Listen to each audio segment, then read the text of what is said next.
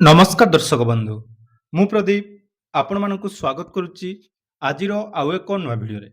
ଦର୍ଶକ ବନ୍ଧୁ ଆଜିର ଭିଡ଼ିଓଟି ଆପଣମାନଙ୍କ ପାଇଁ ଗୋଟେ ବହୁତ ବଡ଼ ଇମ୍ପୋର୍ଟାଣ୍ଟ ଏବଂ ଗୁରୁତ୍ୱପୂର୍ଣ୍ଣ ଭିଡ଼ିଓ।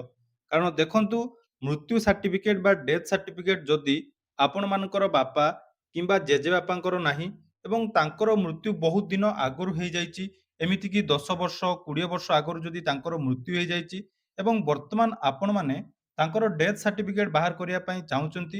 କାରଣ ଦେଖନ୍ତୁ ବିନା ଡେଥ୍ ସାର୍ଟିଫିକେଟ୍‌ରେ ଆପଣମାନଙ୍କର ଯେଉଁ ଲିଗାଲ୍ ଲେୟାର ହଉ ବା ଜମିର ଯେଉଁ ଭାଗବଣ୍ଟା ହଉ, ଏସବୁ ସମ୍ଭବ ନୁହେଁ।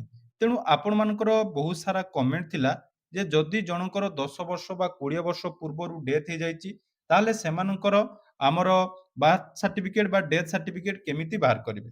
ତ ସେ ବିଷୟରେ ସମ୍ପୂର୍ଣ୍ଣ ଡିଟେଲ୍ସ ଆଜିର ଏ ଭିଡ଼ିଓରେ ମୁଁ ଆପଣମାନଙ୍କୁ ଦେବି।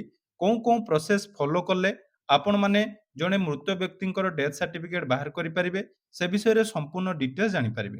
ତା ପୂର୍ବରୁ ଯଦି ଚ୍ୟାନେଲକୁ ପ୍ରଥମ ଥର ଭିଜିଟ୍ କରୁଛନ୍ତି, ଭିଡ଼ିଓକୁ ଲାଇକ୍ କରିବେ, ଚ୍ୟାନେଲକୁ ସବସ୍କ୍ରାଇବ୍ କରିବା ସହିତ ପାଖରେ ଥିବା ବେଲ୍ ଆଇକନକୁ କ୍ଲିକ୍ କରି ଅଲ୍‌ରେ ସେଟ୍ କରିଦେବେ। ତ ଦେଖନ୍ତୁ ଜନ୍ମ ସାର୍ଟିଫିକେଟ୍ ହଉ ବା ମୃତ୍ୟୁ ସାର୍ଟିଫିକେଟ୍ ବର୍ତ୍ତମାନ ସବୁ ଜାଗାରେ ଆପଣମାନଙ୍କର କମ୍ପଲସରି ଡକ୍ୟୁମେଣ୍ଟ ହିସାବରେ ଯାହାକି ଲାଗୁଛି। ତ ଯେତେବେଳେ ଆପଣମାନଙ୍କ ଘରେ ପିଲାଟିଏ ଜନ୍ମ ହଉଛି ବା ଯଦି କାହାଙ୍କର ମୃତ୍ୟୁ ହେଇଯାଉଛି, ତାର 21 ଦିନ ମଧ୍ୟରେ ଆପଣମାନଙ୍କୁ କ'ଣ କରିବା ପାଇଁ ପଡୁଛି ନା ରେଜିଷ୍ଟ୍ରେସନ କଲା ପରେ ଆପଣମାନେ ବାର୍ଥ ସାର୍ଟିଫିକେଟ୍ ବା ଡେଥ୍ ସାର୍ଟିଫିକେଟ୍ ବାହାର କରିପାରୁଛନ୍ତି। ବର୍ତ୍ତମାନ ମଧ୍ୟ ସିଷ୍ଟମ ଆପଣମାନଙ୍କର ହେଇଯାଇଛି। ଯଦି ଆପଣମାନେ କୌଣସି ବ୍ୟକ୍ତି ଆପଣଙ୍କର ମୃତ୍ୟୁ ବରଣ କଲା ହସ୍ପିଟାଲରେ, ତାହେଲେ ହସ୍ପିଟାଲରେ ଆପଣମାନଙ୍କୁ ରେଜିଷ୍ଟର ମିଳିଯାଉଛି। ତ ରେଜିଷ୍ଟ୍ରେସନ ପରେ ଆପଣମାନେ ଅନଲାଇନରେ ଯାହାକି ଆବେଦନ ମଧ୍ୟ କରୁଛନ୍ତି ଏବଂ ଆବେଦନ କଲା ପରେ ଡେଥ୍ ସାର୍ଟିଫିକେଟ୍ ମିଳିଯାଉଛି। କିନ୍ତୁ ପୁରୁଣା ସମୟରେ ଅର୍ଥାତ୍ 10 ରୁ 15 ବର୍ଷ ପୂର୍ବରୁ ଯଦି ଆମେ ଦେଖିବା, ଆପଣମାନଙ୍କର ବାପା କିମ୍ବା ଜେଜେବାପାଙ୍କର ଯଦି ଡେଥ୍ ହେଇଛି ଏବଂ ତାଙ୍କର ବର୍ତ୍ତମାନ ଡେଥ୍ ସାର୍ଟିଫିକେଟ୍ ଆପଣମାନଙ୍କୁ ଦରକାର ପଡୁଛି କୌଣସି ବି କାମ ପାଇଁ, ଆପଣମାନେ ଜାଣିଥିବେ ବର୍ତ୍ତମାନ ଯୋଉଟାକି ଏଗ୍ରିଷ୍ଟକ୍ ଫାର୍ମର ରେଜିଷ୍ଟ୍ରେସନ ପାଇଁ ବହୁତ ଚାଷୀ ଭାଇ ଭଉଣୀମାନେ ପ୍ରୋବ୍ଲେମ୍ସରେ ପଡୁଛନ୍ତି ଯେ ତାଙ୍କର ବାପା କିମ୍ବା ଜେଜେବାପାଙ୍କର ଡେଥ୍ ସାର୍ଟିଫିକେଟ୍ ମିଳିପାରୁନାହିଁ। ତ ଦେଖନ୍ତୁ ତାର ସମ୍ପୂର୍ଣ୍ଣ ପ୍ରୋସେସ୍ ମୁଁ କେମିତି କରିବେ ସବୁ କିଛି ଡିଟେଲ୍ସ ଆପଣମାନଙ୍କୁ କହୁଛି। ସର୍ବପ୍ରଥମେ ଦେଖନ୍ତୁ, ଯଦି ଆପଣମାନଙ୍କର ବାପା କିମ୍ବା ଜେଜେବାପାଙ୍କର ଡେଥ୍ ବହୁତ ପୂର୍ବରୁ ହେଇଛି, 10 ବର୍ଷ ହଉ 20 ବର୍ଷ ହଉ ପୂର୍ବରୁ ତାଙ୍କର ଡେଥ୍ ହେଇଛି ଏବଂ ତାଙ୍କର ଡେଟ୍ ଅଫ୍ ଡେଥ୍ ଅର୍ଥାତ୍ ମନେ ରଖନ୍ତୁ ଡେଟ୍ ଅଫ୍ ଡେଥ୍ ଅର୍ଥାତ୍ ସେ ଯେବେ ମୃତ୍ୟୁବରଣ କରିଛନ୍ତି, ସେଇ ଡେଟ୍ ଆପଣମାନେ ଜାଣିଛନ୍ତି, ପର୍ଟିକୁଲାର ଡେଟ୍ ଜାଣିଛନ୍ତି, ତାହେଲେ ଆପଣମାନେ କ'ଣ କରିବେ? ବହୁତ ସାରା ପ୍ରୋସେସ୍ ରହିଛି, ମୁଁ ଗୋଟିଏ ପରେ ଗୋଟିଏ କହୁଛି। ଆପଣମାନେ ଏଇଟା ମୁଁ କୌଣସି ପ୍ରାକ୍ଟିକାଲ ଆପଣମାନଙ୍କୁ କହୁନାହିଁ, କେବଳ ଥିଓରି ବେସିସରେ କହୁଛି। ଦେଖେଇବି ଆପଣମାନଙ୍କୁ କୋଉ ଫର୍ମ ଫିଲ୍ଅପ୍ କରିବେ, କୋଉ ଷ୍ଟେପ୍ ଆପଣମାନେ ଫଲୋ କରିବେ, ସବୁ କିଛି ଡିଟେଲ୍ସ ଜାଣନ୍ତୁ। ତାପରେ ଯାଇ ଆପଣମାନେ ଯାହାକି ଏଇ ଭିଡିଓଟି ନିହାତି ଆପଣମାନଙ୍କୁ ହେଲ୍ପଫୁଲ୍ ହବ। ସର୍ବପ୍ରଥମେ ଦେଖନ୍ତୁ, ଯଦି ଆପଣମାନଙ୍କର 10 ରୁ 15 ବର୍ଷ ଭିତରେ ଡେଥ୍ ହେଇଛି, ଅର୍ଥାତ୍ ବର୍ତ୍ତମାନ 2026, ଯଦି ଆପଣମାନଙ୍କର 2010-15 ପରେ ଡେଥ୍ ହେଇଛି, ତାହେଲେ ସେସବୁ କ୍ଷେତ୍ରରେ ଆପଣମାନଙ୍କର କ'ଣ ଅଛି?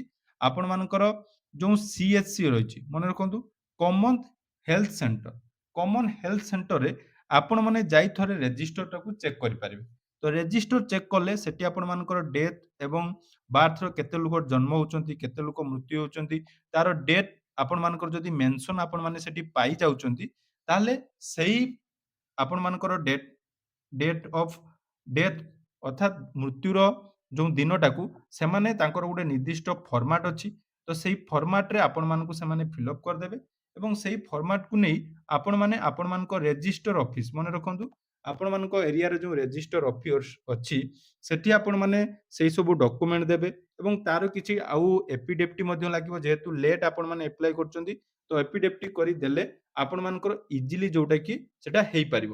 ମନେ ରଖନ୍ତୁ ଏଇଟା କୋଉମାନଙ୍କର, ଯଦି ଆପଣମାନଙ୍କର CSC ବା ଆପଣମାନଙ୍କର ପଞ୍ଚାୟତରେ ମଧ୍ୟ ଯେଉଁ ଡେଥ୍ ଏବଂ ବାର୍ଥର ରେଜିଷ୍ଟର ଅଛି, ସେଠି ଯଦି ତାଙ୍କର ନାଁଟି ଏଣ୍ଟ୍ରି ହେଇଛି ଏବଂ ଏଣ୍ଟ୍ରି ହେଇଥିଲେ ସେଠି ଆପଣମାନେ କ'ଣ କରିବେ ନା ସେଠୁ ଆପଣଙ୍କର ଗୋଟେ ଫର୍ମାଟ୍ ରହିଛି। ତ ସେଇ ଫର୍ମାଟ୍ ହିସାବରେ ଆପଣମାନଙ୍କୁ ଯାହାକି ସେ ଗୋଟେ ଲେଖା ପ୍ରଦାନ କରିବେ ଏବଂ ସେଇ ଲେଖା ନେଇ ଆପଣମାନେ ଏଫିଡେଭିଟ୍ ସହିତ ରେଜିଷ୍ଟର ଅଫିସରେ ଯାଇକି ଯୋଗାଯୋଗ କଲେ ଆପଣମାନଙ୍କର ଯୋଉଟାକି ଡେଥ୍ ସାର୍ଟିଫିକେଟ୍ ରେଜିଷ୍ଟ୍ରେସନ ହେଇପାରିବ। ତା ପାଇଁ ମଧ୍ୟ କିଛି ଫିସ୍ ଲାଗିବ, ଯେଉଁ ଫିସ୍ କି ଆପଣମାନେ ଦେବେ। ଏବେ ବର୍ତ୍ତମାନ କହିଲା, ଯଦି ଆପଣମାନଙ୍କର 10-15 ବର୍ଷ ପୂର୍ବରୁ ଅର୍ଥାତ୍ 20 ବା 25 ବର୍ଷ ବା 30 ବର୍ଷ ଏମିତି ଯଦି ପୂର୍ବରୁ ଆପଣମାନଙ୍କର କୌଣସି ବି ଉତ୍ତରାଧିକାରୀଙ୍କର ଡେଥ୍ ହେଇଛି ବା ଆପଣମାନଙ୍କର ବାପା ବା ଜେଜେବାପାଙ୍କର ଡେଥ୍ ହେଇଛି, ତାହେଲେ ବର୍ତ୍ତମାନ ତାଙ୍କର ଯଦି କରିବା ପାଇଁ ପଡ଼ିବ, ଯଦି ତାଙ୍କର ସିଏଚସି ବା କମନ୍ ହେଲ୍ଥ ସେଣ୍ଟରରେ ଆପଣମାନଙ୍କର ନାଁ ନାହିଁ ବା ଆପଣମାନଙ୍କର ପଞ୍ଚାୟତ ରେଜିଷ୍ଟରରେ ମଧ୍ୟ ନାଁ ଏଣ୍ଟ୍ରି ହେଇନାହିଁ, ତାହେଲେ ସେ କ୍ଷେତ୍ରରେ ଆପଣମାନଙ୍କୁ କ'ଣ କରିବା ପାଇଁ ପଡ଼ିବ? ଯୋଉଟାକି ମେକ୍ସିମମ୍ କ୍ଷେତ୍ରରେ ଆମର ଦେଖାଯାଇଛି ଏହି ପ୍ରୋବ୍ଲେମଟି ରହିଛି। ଦେଖନ୍ତୁ ସେଇ ପ୍ରୋବ୍ଲେମର ସର୍ଟ ଆଉଟ୍ ଆପଣମାନଙ୍କୁ କରିବା ପାଇଁ ହେଲେ ଆପଣମାନଙ୍କର ପଞ୍ଚାୟତର ଯେଉଁ ସରପଞ୍ଚ ରହିଛନ୍ତି ତାଙ୍କ ପାଖରୁ ଗୋଟିଏ ଲେଖା ଆଣିବା ପାଇଁ ପଡ଼ିବ। 2 ନମ୍ବର ଆପଣମାନଙ୍କର ଅଙ୍ଗନବାଡି ଯୋଉ ରହିଛନ୍ତି, ଅଙ୍ଗନବାଡିଙ୍କ ପାଖରୁ ମଧ୍ୟ ଗୋଟେ ଲେଖା ଆଣିବା ପାଇଁ ପଡ଼ିବ।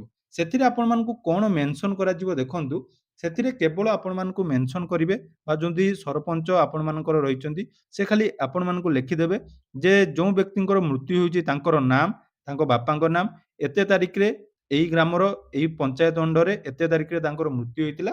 ତେଣୁ ଏହାକୁ ମୁଁ ଆପଣମାନଙ୍କୁ ଗୋଟେ ଲେଖା ହିସାବରେ ସେ ସମ୍ମତି ପତ୍ର ହିସାବରେ ତାଙ୍କର ପେଡ୍‌ରେ ଲେଖିଦେବେ ଏବଂ ତାଙ୍କର ସିଗ୍ନେଚର ରହିବ, ତା ସହିତ ଷ୍ଟାମ୍ପ ରହିବ। ଏବଂ ଆପଣମାନେ କ'ଣ କରିବେ ତା ସହିତ ଯୋଉ ଅଙ୍ଗନବାଡି କର୍ମୀ ମଧ୍ୟ ସମାନ ପ୍ରୋସେସରେ ଆପଣମାନଙ୍କୁ ଗୋଟେ ଫର୍ମାଟରେ ଯାହାକି କେବଳ ମେନସନ୍ କରିଦେବେ ଯେ ଏଇ ଲୋକଙ୍କୁ ଆମେ ଜାଣିଛୁ, ତାଙ୍କର ଡେଥ୍ ଏତେ ତାରିଖରେ ହେଇଥିଲା। ତେଣୁ ତା ପାଇଁ ଆପଣମାନଙ୍କୁ କ'ଣ କରିବା ପାଇଁ ପଡ଼ିବ, ନିଜର ପଞ୍ଚାୟତ ବା ଆପଣମାନଙ୍କର ଅଙ୍ଗନବାଡି କର୍ମୀଙ୍କୁ ଗୋଟେ ଆପ୍ଲିକେସନ ଦବା ପାଇଁ ପଡ଼ିବ।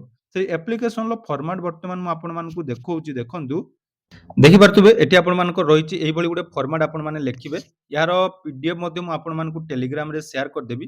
ଦେଖନ୍ତୁ ଲେଖିବେ ସରପଞ୍ଚ ବା ନିର୍ବାହୀ ଅଧିକାରୀ ବା ଯୋଉଟାକୁ ଆମେ ପିଓ ବୋଲି କହୁଛୁ ବା ନଗରପାଳିକା ଯାହା ବି ଲେଖିବେ, ଜିଲ୍ଲା ନାଁ ଲେଖିବେ। ବିଷୟ କ'ଣ ଲେଖିବେ ନା ମୃତ୍ୟୁ ପ୍ରମାଣ ପ୍ରଦାନ ନିମନ୍ତେ ମହାଶୟ ସଦୟ ନିବେଦନ ଯେ ମୋର ଅର୍ଥାତ୍ ଆପଣମାନେ ଯଦି ଆପ୍ଲାଏ କରୁଛନ୍ତି, ଯିଏ ବି ଉତ୍ତରାଧିକାରୀ ଆପ୍ଲାଏ କରୁଛନ୍ତି, ତାଙ୍କ ବାପା, ତାଙ୍କ ନାମ ରହିବ, ତାଙ୍କର ମୃତ୍ୟୁ ତାରିଖ ରହିବ, ଗ୍ରାମ ରହିବ, ପୋଷ୍ଟ ରହିବ, ଜିଲ୍ଲାରେ ଘଟିଥିଲା। ସେ ସମୟରେ ମୃତ୍ୟୁ ପଞ୍ଜୀକରଣ କରାଯାଇ ନଥିଲା। ବର୍ତ୍ତମାନ ମୋତେ ମୃତ୍ୟୁ ପ୍ରମାଣପତ୍ରର ଆବଶ୍ୟକତା ରହିଛି। କ'ଣ ପାଇଁ ଆବଶ୍ୟକତା ରହିଛି ତାହା ବି ମେନସନ୍ କରିବେ। ଏହି ପରିସ୍ଥିତିରେ ମୋର ନିବେଦନର କାରଣ ଏହିକି ଯେ ଦୟାକରି ଆବଶ୍ୟକ ତଦନ୍ତ କରି ମୃତ୍ୟୁ ପଞ୍ଜୀକରଣ କରି ମୋତେ ମୃତ୍ୟୁ ପ୍ରମାଣପତ୍ର ପ୍ରଦାନ କରିବେ। ଏଥିପାଇଁ ଆବଶ୍ୟକ ଦଲିଲ ପତ୍ର ସଂଲଗ୍ନ କରାଯାଇଛି। ଧନ୍ୟବାଦ। ଆପଣମାନଙ୍କର ନାମ ରହିବ, ମୋବାଇଲ ନମ୍ବର ରହିବ। ତା ସହିତ ଡକୁମେଣ୍ଟ ହିସାବରେ ଆପଣମାନେ କ'ଣ କରିବେ ନା ଏଥିରେ ଆପଣମାନଙ୍କ ଗାଁର 5 ରୁ 6 ଜଣ ବ୍ୟକ୍ତିଙ୍କର ଯୋଉଟାକି ଆପଣମାନଙ୍କର ସିଗ୍ନେଚର କରି ନେବେ।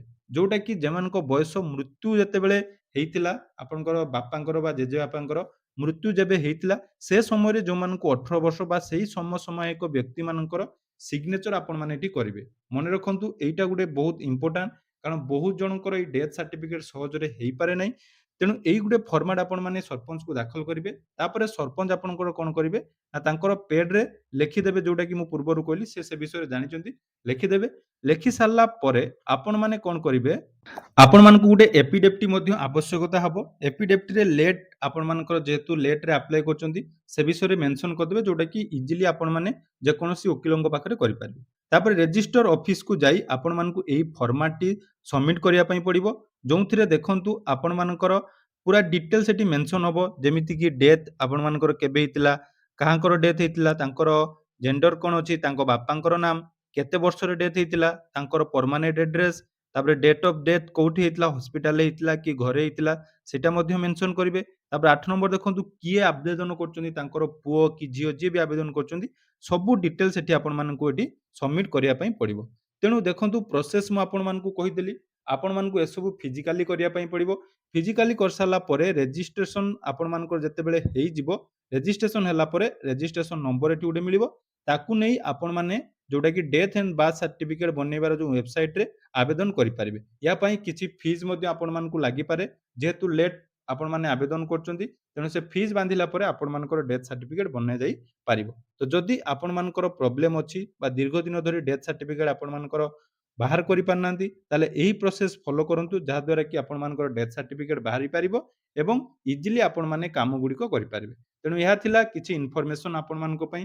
ଯଦି ଭିଡ଼ିଓଟି ଆପଣମାନଙ୍କୁ ଇନଫର୍ମେଟିଭ ଲାଗିଛି, ନିହାତି ଚ୍ୟାନେଲକୁ ସବସ୍କ୍ରାଇବ କରିବେ ଏବଂ ଆପଣମାନଙ୍କ ପରିବାରର ଯଦି କାହାର ବି ଡେଥ୍ ସାର୍ଟିଫିକେଟ ବନିନାହିଁ, ଏହି ପ୍ରୋସେସରେ ଡେଥ୍ ସାର୍ଟିଫିକେଟ ବନେଇ ନେବେ।